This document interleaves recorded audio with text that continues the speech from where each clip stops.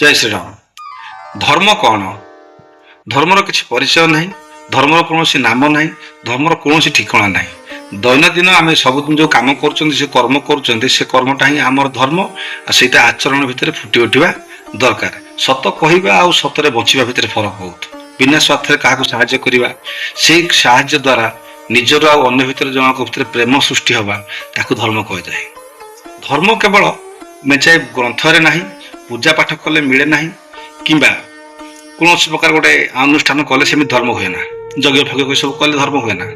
ଧର୍ମ ଆଚରଣ ଆଉ ବ୍ୟବହାରରେ ଚିକଚିକି ମାରି ଦେଖାଯିବ।